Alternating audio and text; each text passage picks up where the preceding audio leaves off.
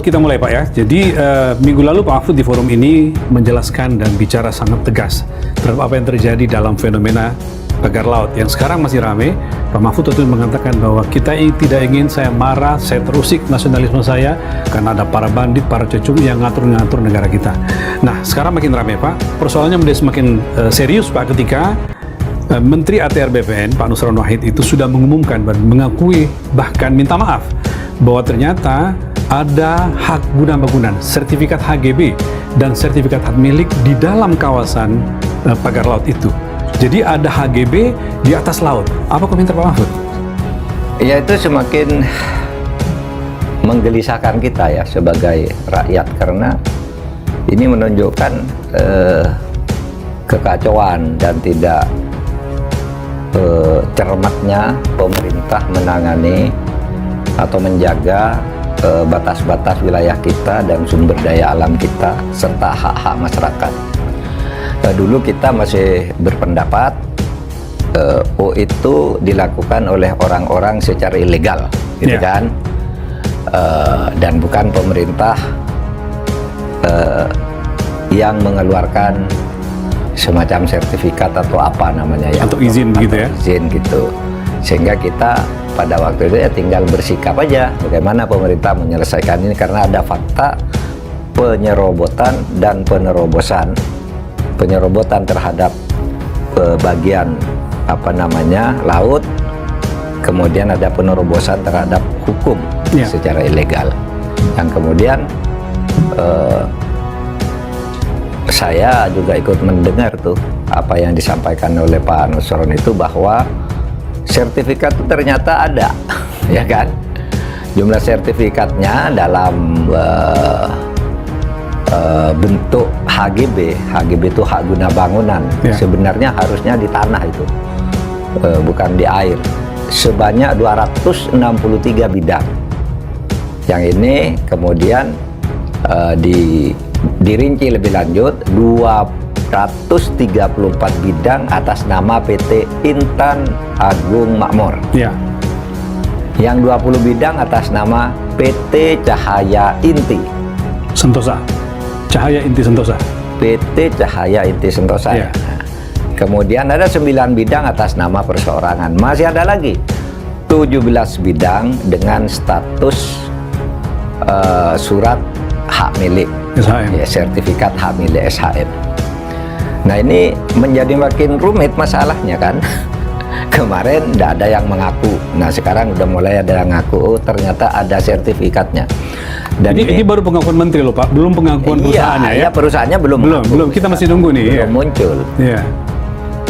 Itu bayangkan Anda, ada HGB itu dikeluarkan yang ternyata itu laut, bukan tanah, ya kan?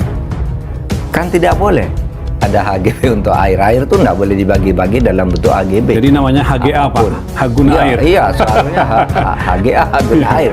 Tapi kalau istilah hak guna air itu ada di dalam hukum, cuma bukan untuk laut, konteks tapi laut ini. Air-air di daratan pengelolaan minuman. Bukan kesehatan. Sertifikat ini ya? Iya, untuk membuat air mineral apa itu ada. Bahkan ada putusan MK tentang HGA. Tapi hak guna laut itu tidak ada.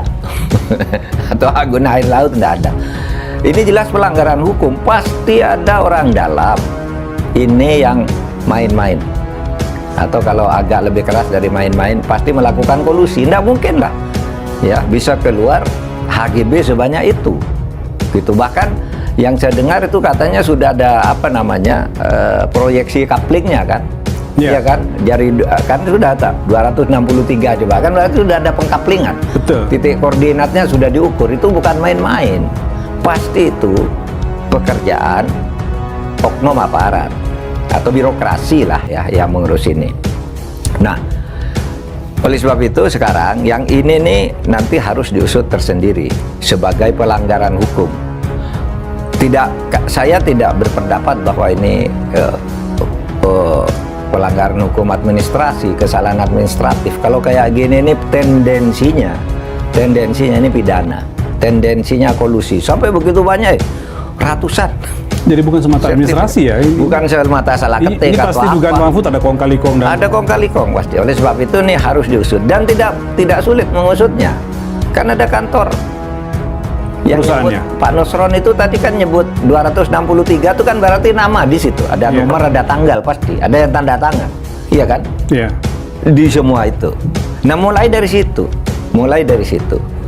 Nah, yang kedua, ya itu ya.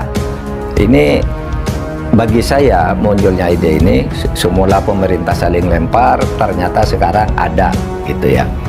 Nah, sekarang siapa yang menangani ini kan masih kacau balau ini. Iya. Iya kan? Tidak ada yang merasa wajib.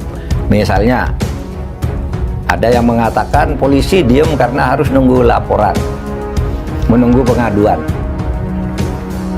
Gini, banyak masyarakat tidak tahu bahwa pengaduan itu adalah delik aduan di mana sebuah tindak pidana hanya bisa ditindaklanjuti Ya. kalau ada yang mengadukan, merasa dirugikan langsung. Misalnya perselisihan dalam keluarga, suami nempeleng istri, ngadu, cabut, Iya. bisa. Suami selingkuh, gugat cerai, nggak jadi cerai, damai. Misalnya ya, Iya. itu perdata, tapi gitu. Tapi misalnya melaporkannya sebagai pengaduan karena merasa ditipu, misalnya kan bisa, itu cabut bisa. Tetapi kalau tindak pidana yang seperti ini, delik aduan tuh biasanya tindak pidana yang kecil, Yang kecil ya. menyangkut keluarga. Tapi kalau seperti ini bukan delik Bukan aduan, aduan ini. tanpa ada laporan pun. Ya, ini kan katanya kemarin kan ada pejabat ini kan belum melapor, masa belum dilaporkan? Iya. Belum ada orang mencuri tapi mau dibongkar katanya. Iya, belum ada mencuri, belum membakar.